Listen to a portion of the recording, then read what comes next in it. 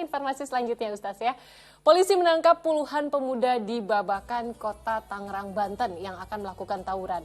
Dari hasil penggeledahan di TKP, polisi berbagai senjata tajam yang akan digunakan dalam tawuran.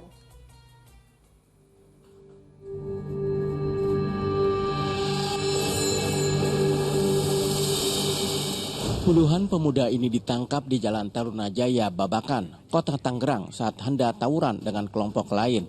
Mereka langsung digelandang ke Mapolres Metro Tangerang Kota. Dari tangan mereka, polisi menyita puluhan senjata tajam yang akan digunakan dalam aksi tawuran.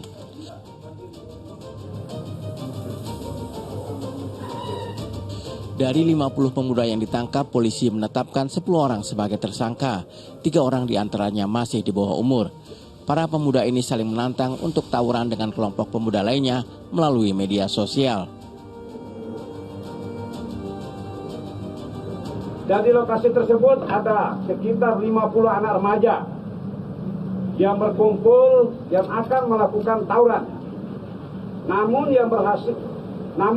yang berhasil diamankan hanya 10 anak remaja.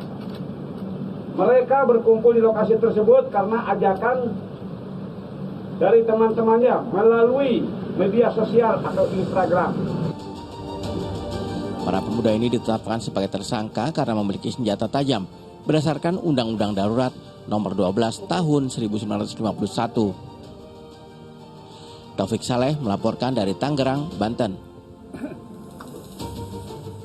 Astagfirullah, ini hanya karena saling tantang dan gengsi. Atas nama gengsi ini para pemuda tadi hampir saja melakukan hal-hal yang sangat membahayakan orang lain, bukan diri mereka sendiri.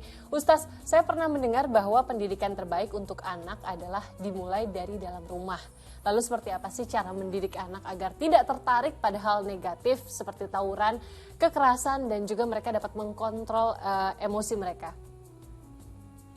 Kaum remaja, ya, para pemuda itu sesungguhnya banyak dibanggakan oleh Allah, banyak dipuji oleh Nabi. Ada pemuda Ashabul Kahfi, subhanallah, Allah mengabadikan kisahnya di dalam Al-Quran. Dahulu juga para pemuda, yaitu sahabat-sahabat Nabi, juga mengukir berbagai macam prestasi. Begitulah para pemuda, remaja adalah memang harapan kita semuanya. Mereka dikatakan salah satu yang mendapatkan naungan di hari kiamat. Manakala para pemuda, remaja itu lebih banyak beribadah kepada Allah Subhanahu wa Ta'ala. Pertanyaan kita adalah bagaimana agar para pemuda ini tidak terbawa kepada hal-hal yang negatif, tawuran, narkoba, dan sejenisnya. Yang pertama, betul bahwa edukasi di dalam rumah. Pendidikan di dalam rumah adalah pendidikan yang utama. Kenapa dikatakan utama? Karena Allah memang perintahkan. Hai orang-orang beriman, jagalah dirimu dan keluargamu. Kita sebagai ayah, kita sebagai ibu, sebagai orang tua, punya yang kita bertanggung jawab. Anak-anak kita, adik-adik kita.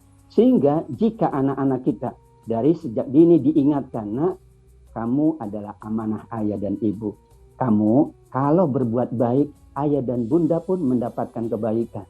Namun tolong hindari perbuatan-perbuatan negatif. Dengan nasihat, dengan komunikasi. Bahkan ini contoh Mbak Sheila, betapa para sahabat dahulu dan tabi'in itu mencontoh untuk kebaikan para remaja, anak-anak mereka, orang tua menambah sholat-sholat sunnah. Astazidu as-sholat li ibni. Ada seorang tabi'in ketika ditanya, kenapa kamu menambah sholat sunnahmu? Bukankah sudah cukup? Kata dia, Fulan, aku menambah sholatku, aku menambah infak sedekahku adalah untuk kebaikan anak-anakku. Kita semuanya ada di tangan Allah. Kalau Allah berkehendak, insya Allah anak-anak kita terjaga. Untuk itu, kitalah sebagai orang tua yang sudah bijaksana, yang sudah mengetahui ya baik dan buruk, kita berikan contoh. Terus kita berdoa kepada Allah, perbanyak ibadah, perbanyak amal soleh. Insya Allah, Allah berkenan membuka hati para remaja kita, anak-anak kita semuanya. Amin ya rabbal alamin. Amin, amin ya rabbal alamin.